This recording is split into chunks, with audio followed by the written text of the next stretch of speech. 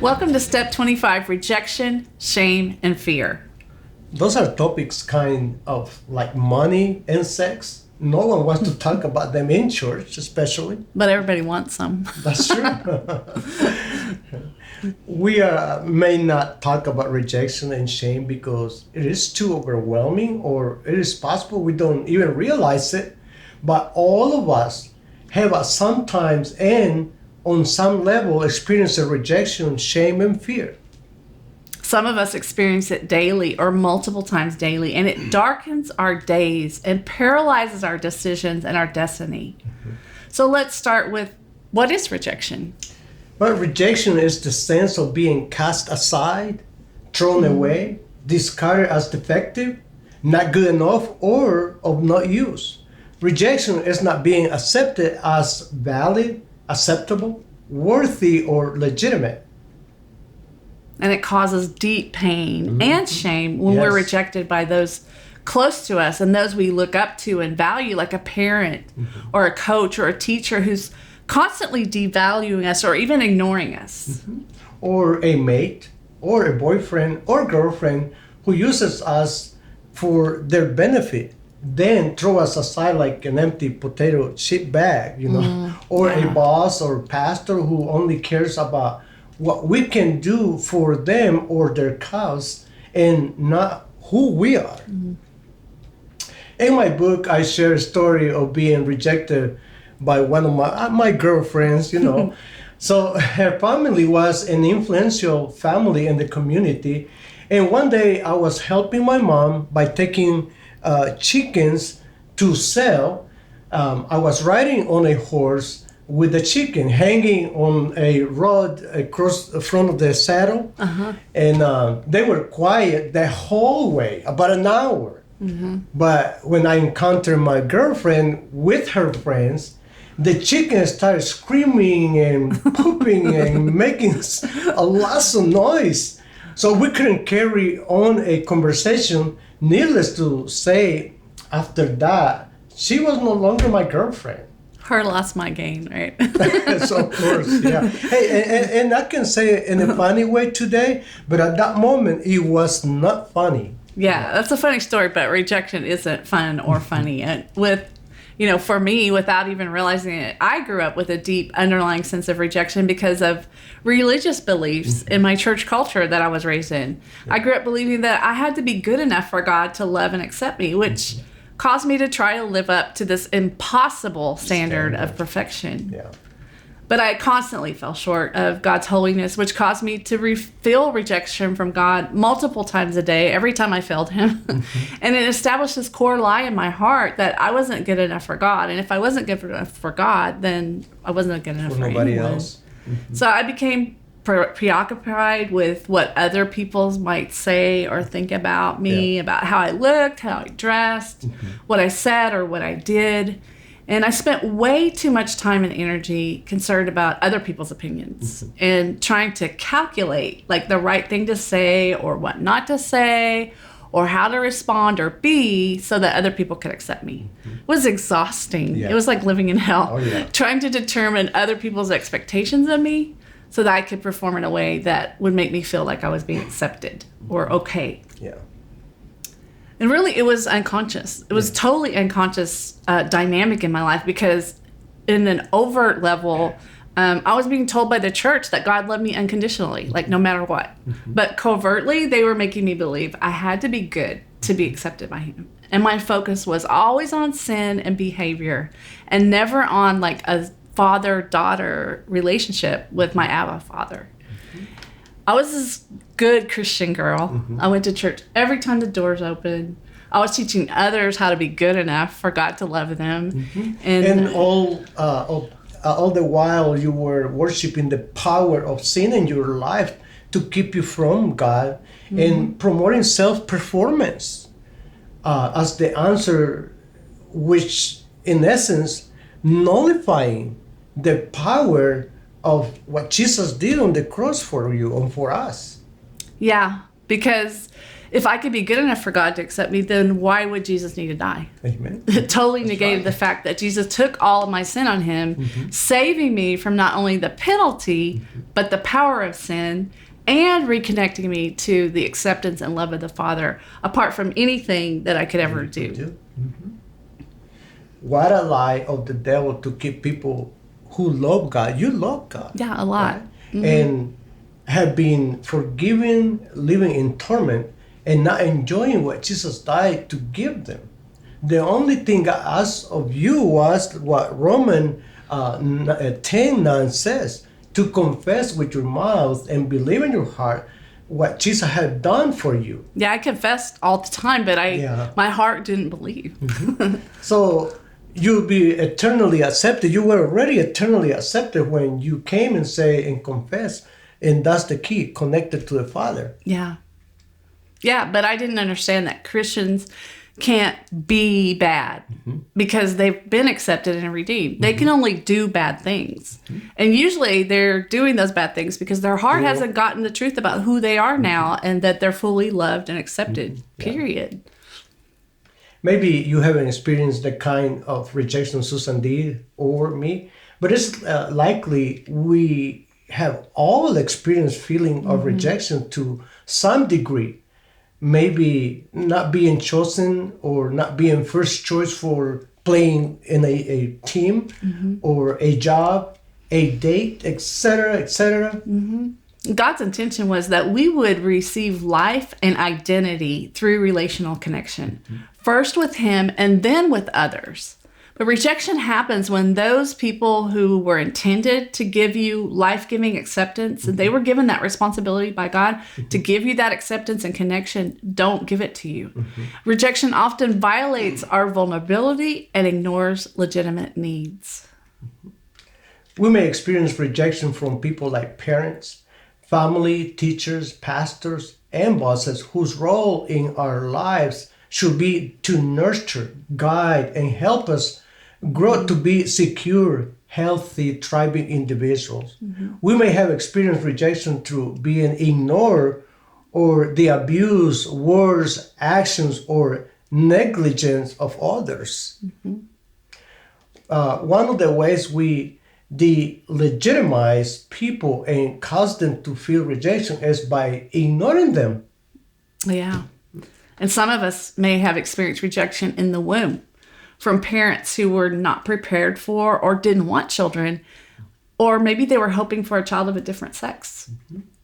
Sometimes rejection is overt, but sometimes it is covert.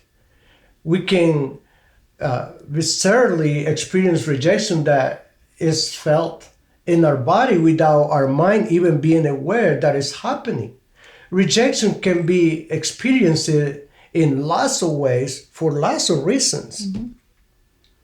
For example, we may feel rejected when someone consciously or unconsciously does something that activates a lie in our heart that we're not worthy or valuable or good enough.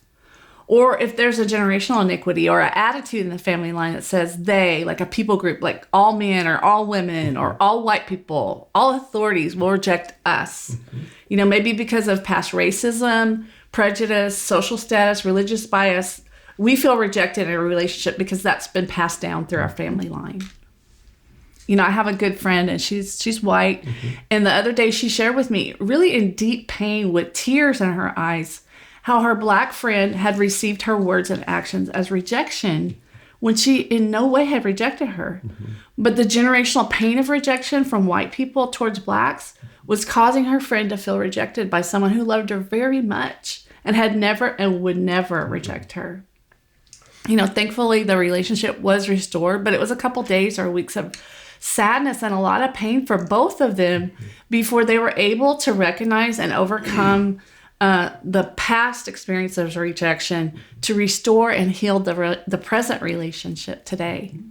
Yeah, that's the plan of the enemy. The Bible says we don't wrestle against flesh and blood, but against the enemy who is trying to kill, steal, and destroy life-giving relationships. Yes, and we can feel rejection when we put expectations on other people, on things like money and positions rather than God to meet our legitimate needs. Those are legitimate needs for acceptance, security, love, and worth.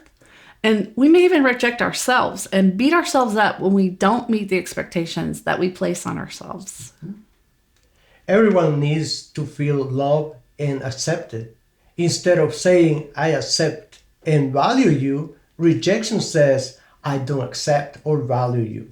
Sometimes we are loved, but we don't receive or experience the love. A sick baby in an incubator is deeply loved by his parents, but may not receive or experience the love or touch they need and feel rejection even though they are loved. Yeah. We can also feel rejection when someone turns away from us or disconnects as a result of or consequence of our behavior towards them. So it's possible to feel rejection when you actually weren't. Yes. Adam and Eve may have felt rejected by God, but that was a lie. They were taken from the Garden of Eden, not because God rejected them, but as a consequence of crossing the boundary which he had established for their relationship with him. That's like when we gave the credit card privilege to an employee and they abused it. And we took the credit card back, to stay healthy. Yeah. And she may have felt rejected. Like that she was rejected by us because we were just responding in a healthy way to her choices. Yes. So she could have felt rejected, but it wasn't a real rejection. Yeah. Also, some people may carry the wounds of past rejection with them, inviting others to hurt them again in order to validate and justify their belief that they're unworthy of love and acceptance. They just invite somebody to. Yeah, it's every day we experience an unending battle of rejection versus acceptance in every or many degrees. Just scrolling through Facebook, can make a person feel inadequate or rejected. Yeah, and that greatly impacts how we see ourselves and how we show up in the world. When we're rejected, we might withdraw or hide in some way or challenge that rejection and become unhealthy or competitive, tearing down other people so we can build ourselves up. Relationships are risky and they open us up for pain, but they also open us up for love and joy. Mark Batterson says, when you embrace relational uncertainty, you open yourself up for rejection, but it's also the only way you can do romance. That's true. If we close ourselves off trying to protect ourselves from the pain of rejection, we will also be blocking ourselves from the joy of healthy, loving relationships and acceptance. True acceptance and legitimacy comes from our value as God's children and not from culture or others. Absolute legitimacy can only come from an experience of knowing that you are a son or daughter who is unconditionally accepted and loved by your Father. Yeah, the source of God's love and acceptance for us should be the source from which every other relationship is fueled. We can't deny that rejection causes pain, but we can find our way back to the joy of being truly accepted and loved by the one who really matters. If you have not reconnected to your Abba Father by opening your heart to receive Jesus, that's the first step to be free from feelings of rejection and experience true acceptance. We have lots of experience that bring the opportunity to rejection. From the time we were born, our heart asks the question, am I truly loved and accepted just as I am? That's a question that we bring. Yeah.